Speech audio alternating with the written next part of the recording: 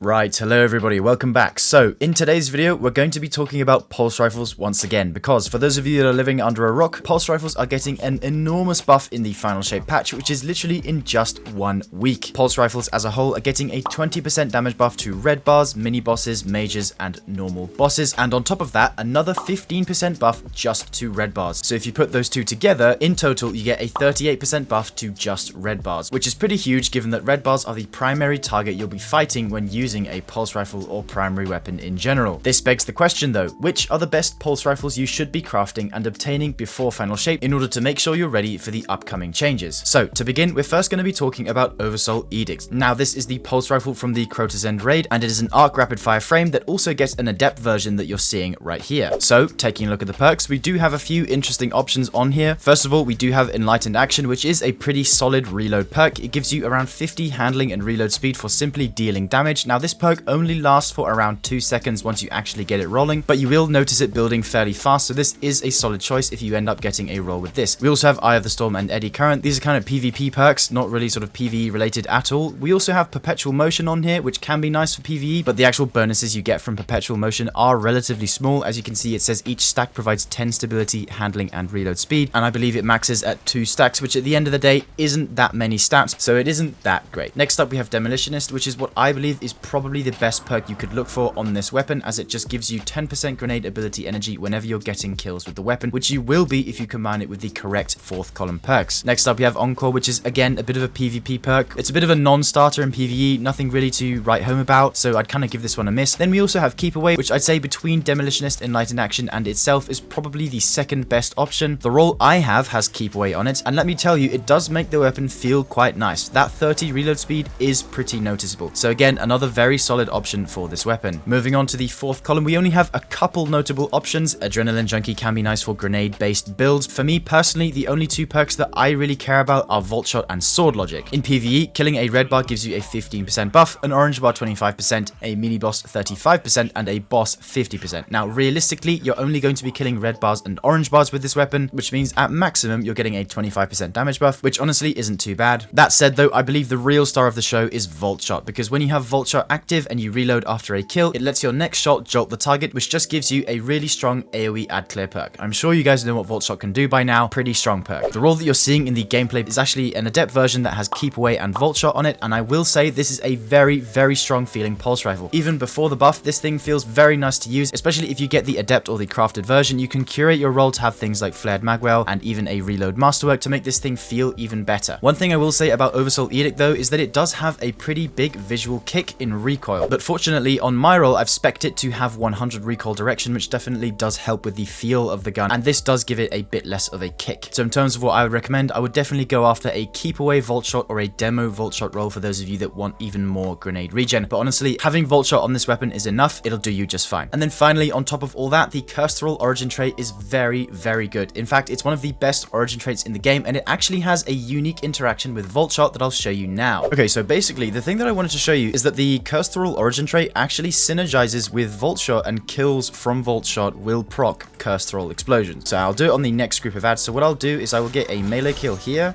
get a normal kill, reload to proc Voltshot while I still have Cursed Roll, so that's ticking down in 3 seconds, and then if I get a kill here, it procs multiple Cursed Roll explosions. So every kill that you get with Voltshot, as long as you land the killing blow on the ad, will proc the Cursed Roll explosion, which just makes those kills way more impactful in terms of AoE damage. So yeah, pretty cool interaction. And we see we got one more big group here.